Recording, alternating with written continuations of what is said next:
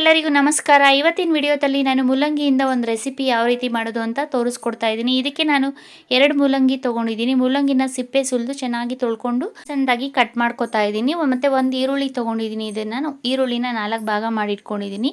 ಮತ್ತು ಒಂದು ಚಿಕ್ಕದು ಬೆಳ್ಳುಳ್ಳಿ ಸಹ ಒಟ್ಟು ಸುಲಿದು ಇಟ್ಕೊಂಡಿದ್ದೀನಿ. ಮತ್ತು 7 ರಿಂದ 8 ಒಣಮೆಣಸಿನಕಾಯಿ ಖಾರಕ್ಕೆ. ಇಲ್ಲಿ ನಾವು ಬೇಕಾದ್ರೆ ಹಸಿಮೆಣಸಿನಕಾಯಿ ಕೂಡ ಬಳಸ್ಬೋದು. ಇಲ್ಲಿ ನಾನು ಕೊತ್ತಂಬರಿ ಸೊಪ್ಪನ್ನು ತೊಳೆದು ಇಟ್ಕೊಂಡಿದ್ದೀನಿ. ಮತ್ತು ಒಂದು ಸ್ವಲ್ಪ ಹುಣಸೆ ಹಣ್ಣು ಹುಳಿಗೆ. ಈಗ ನಾನು ಸ್ಟವ್ ಹಚ್ಚಿ ಬಾಣಲೆ ಇಟ್ಕೊಂಡು ಅದಕ್ಕೆ ಒಂದೇ ಒಂದು ಸ್ಪೂನು ಆಯಿಲ್ ಹಾಕ್ಕೋತಾ ಇದ್ದೀನಿ. ಆಯಿಲ್ ಹಾಕ್ಕೊಂಡು ಆಯಿಲ್ ಬಿಸಿ ಆದಮೇಲೆ ನಾವು ಕಟ್ ಮಾಡಿ ಇಟ್ಕೊಂಡಿರೋ ಈರುಳ್ಳಿ, ಬೆಳ್ಳುಳ್ಳಿ ಮತ್ತು ಮೂಲಂಗಿ ಹಾಕಿ ಚೆನ್ನಾಗಿ ಫ್ರೈ ಮಾಡ್ಕೋಬೇಕು. ಮೂಲಂಗಿನ ಹುರ್ಕೊಳ್ಳೋದ್ರಿಂದ ಹಸಿ ವಾಸನೆ ಹೋಗುತ್ತೆ. ಅದು ಒಂಥರ ಸ್ಮೆಲ್ ಇರುತ್ತಲ್ಲ, ಅದನ್ನು ನಾವು ಚಟ್ನಿ ಮಾಡ್ಕೊಂಡಾಗ ಆ ಸ್ಮೆಲ್ ಬರಲ್ಲ.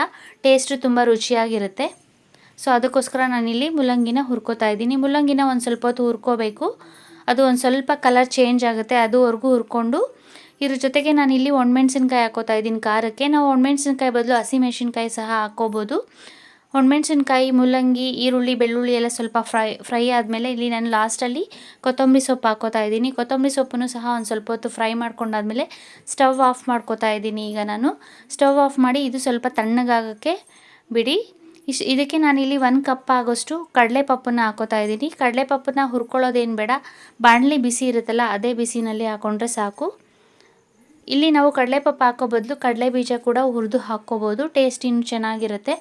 ಅಂದರೆ ಕಡಲೆಪಪ್ಪು ಜಾಸ್ತಿ ಹಾಕ್ಕೋಬಾರ್ದು, ಸ್ವಲ್ಪ ಹಾಕ್ಕೋಬೇಕು.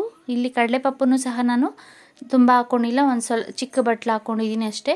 ನಾವು ಇದಕ್ಕೆ ಬೇಕಾದರೆ ಹಸಿ ಕೊಬ್ಬರಿನೂ ಸಹ ಹಾಕ್ಕೋಬೋದು ಮೂಲಂಗಿ ಚಟ್ನಿಗೆ. ನಾನಿಲ್ಲಿ ಹಸಿ ಕೊಬ್ಬರಿ ಬಳಸ್ತಾ ಇಲ್ಲ. ಈಗ ರುಚಿಗೆ ತಕ್ಕಷ್ಟು ಉಪ್ಪು ಹಾಕ್ಕೊಂಡು ಮಿಕ್ಸಿ ಜಾರ್ಗೆ ನಾವು ಹುರಿದಿಟ್ಕೊಂಡಿರೋ ಪದಾರ್ಥ ಎಲ್ಲ ಹಾಕ್ಕೊಂಡಿದ್ದೀನಿ. ಮತ್ತು ಒಂದು ಸ್ವಲ್ಪ ಹುಣಸೆಹಣ್ಣು ಹಾಕ್ಕೋತಾ ಇದ್ದೀನಿ. ತುಂಬ ಜಾಸ್ತಿ ಹುಣಸೆಹಣ್ಣು ಬೇಡ, ಹುಳಿಗೆ ನೋಡಿಕೊಂಡು ನಾವು ಎಷ್ಟು ಚಟ್ನಿ ಮಾಡ್ಕೋತೀವೋ ಅಷ್ಟು ಮಾತ್ರ ಹುಣಸೆಹಣ್ಣು ಹಾಕ್ಕೊಂಡು ನುಣ್ಣಕ್ಕೆ ರುಬ್ಕೋಬೇಕು ಇದನ್ನು. ಈಗ ನೋಡಿ ನುಣ್ಣಕ್ಕೆ ರುಬ್ಕೊಂಡಿದ್ದೀನಿ. ಮೂಲಂಗಿ ಚಟ್ನಿ ರೆಡಿಯಾಗಿದೆ. ಇದನ್ನು ಹೀಗೆ ಬೇಕಾದ್ರೂ ನಾವು ಮುದ್ದೆಗೆ, ಅನ್ನಕ್ಕೆ ಹಾಕ್ಕೊಂಡು ತಿನ್ಬೋದು. ಇಲ್ಲ ಅಂದರೆ ನಾನಿಲ್ಲಿ ಒಗ್ಗರಣೆ ಹಾಕ್ಕೋತಾ ಇದ್ದೀನಿ ಲಾಸ್ಟಲ್ಲಿ ಚಟ್ನಿಗೆ. ಈಗ ಸ್ಟವ್ ಹಚ್ಚಿ ಬಾಣಲಿ ಇಟ್ಟು ಅದಕ್ಕೆ 1 ಸ್ಪೂನ್ ಆಗೋಷ್ಟು ಎಣ್ಣೆ ಹಾಕ್ಕೊಂಡಿದ್ದೀನಿ. ಎಣ್ಣೆ ಹಾಕ್ಕೊಂಡು ಸಾಸಿವೆ ಒಗ್ಗರಣೆ ಹಾಕ್ಕೋತಾ ಇದ್ದೀನಿ.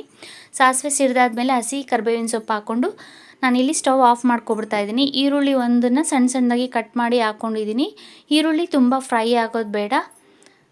ಈಗ ನಾವು ಸ್ಟವ್ ಹಚ್ಚಿ ಮೀಡಿಯಮ್ ಉರಿನಲ್ಲಿ ಇಟ್ಕೊಂಡು ನಾವು ಮಾಡಿಟ್ಕೊಂಡಿರೋ ಚಟ್ನಿನ ಹಾಕ್ಕೋತಾ ಇದ್ದೀನಿ. ಚಟ್ನಿನ ಹಾಕ್ಕೊಂಡು ಮಿಕ್ಸಿ ಜಾರಲ್ಲಿರೋ ಉಳಿದಿರೋ ಚಟ್ನಿಗೆ ಒಂದು ಸ್ವಲ್ಪ ನೀರು ಹಾಕಿ ಅದನ್ನು ನಾನಿಲ್ಲಿ ಮಿಕ್ಸ್ ಮಾಡಿ ಅದು ಒಂದು ಕುದಿ ಬರಬೇಕು ಅಷ್ಟೇ ಸಾಕು.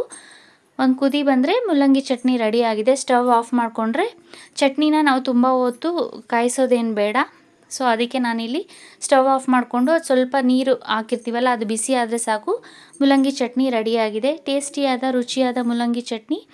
ಇದು ದೋಸೆಗೆ, ಮುದ್ದೆಗೆ, ಅನ್ನಕ್ಕೆ, ನಾವು ಬೇಕಾದರೆ ಚಪಾತಿಗೂ ಸಹ ತಿನ್ಬೋದು. Thank you.